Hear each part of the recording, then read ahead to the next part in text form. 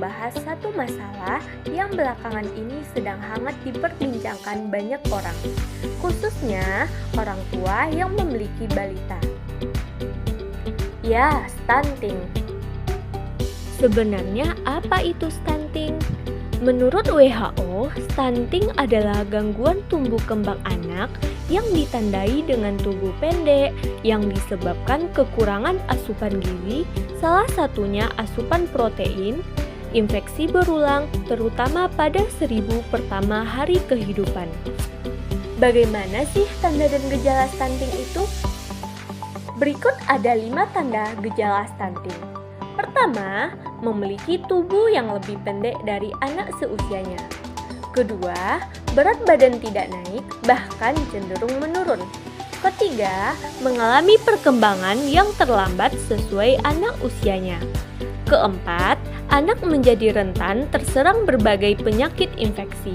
Kelima, memiliki gangguan kecerdasan di kemudian hari. Apakah stunting itu berbahaya? Iya, berbahaya. Stunting memiliki dampak yang buruk loh bagi kesehatan. Ada 5 dampak buruk stunting bagi kesehatan. Pertama, gagal tumbuh, berat lahir rendah, perawakan kecil, pendek, dan kurus.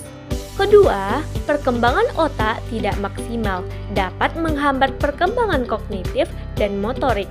Ketiga, IQ di bawah standar. Hasil riset menyatakan 71% IQ anak stunting di bawah standar.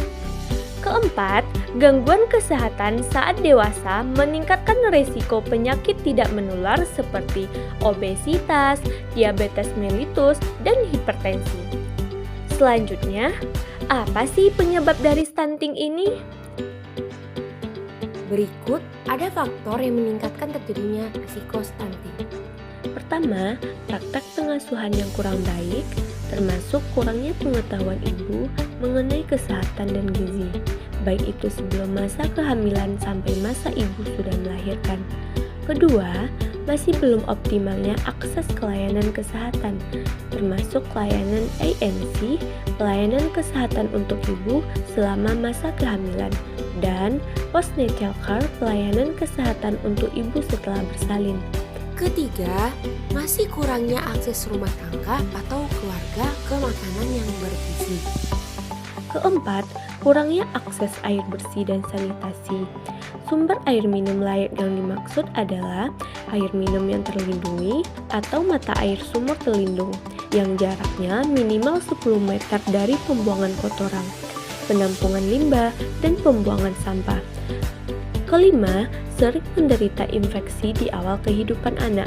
Penyakit infeksi biasanya disebabkan oleh higien dan sanitasi yang buruk, misalnya diare dan cacingan. Ini dapat mengganggu penyerapan nutrisi pada proses pencernaan.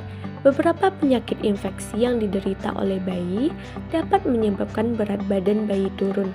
Jika kondisi ini terjadi dalam waktu yang cukup lama dan tidak disertai dengan pemberian asupan yang cukup untuk proses penyembuhan, maka dapat menyebabkan stunting.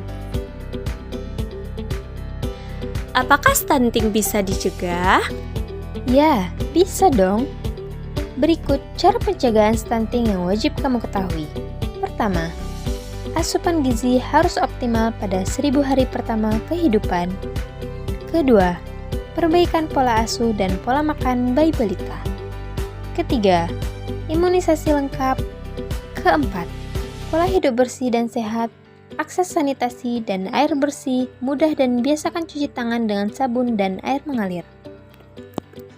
Perlu kamu ketahui bahwa protein hewani bisa loh untuk mencegah stunting.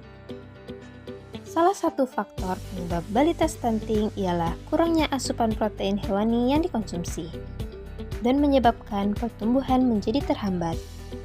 Anak balita yang mengkonsumsi protein hewani yang cukup dapat terhindar dari kejadian stunting. Hal tersebut dikarenakan protein hewani mengandung asam amino lengkap, termasuk asam amino esensial yang dapat mensintesiskan hormon pertumbuhan, sehingga dapat mempercepat laju pertumbuhan balita. Nah, apa saja sih makanan yang mengandung protein hewani? Ada telur, daging sapi, daging ayam, ikan kembung, ikan salmon, dan masih banyak lagi jenis protein hewani lainnya. Apakah hanya protein hewani saja yang bisa mencegah stunting? Tentu tidak.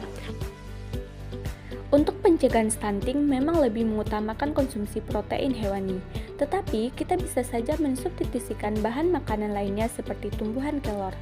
Daun kelor ini mengandung kadar protein yang tinggi sehingga ketika kedua bahan ini diolah dan dikonsumsi anak mendapatkan double protein baik. Seperti inovasi UPTD Puskesmas Paukambar, Nansa Ceting menanti skor, Nansa Baris cegah stunting dengan makanan tambahan ikan substitusi kelor. Kelor merupakan tanaman atau bahan pangan fungsional yang kaya manfaat dan banyak ditemui bahkan dibudidayakan di Kecamatan Nansa Baris. Ikan adalah salah satu sumber protein hewani yang baik untuk kesehatan, terutama ikan laut. Selain mengandung protein yang tinggi, juga mengandung zat gizi mikro yang tidak ditemukan dalam protein hewani lainnya, seperti kalsium, yodium, zinc, fosfor, omega 3, omega 6, dan lain-lain. Daun kelor sebagai sumber antioksidan alami yang baik karena kandungan berbagai jenis senyawa antioksidan seperti flavonoid, fenolik, dan karotenoid.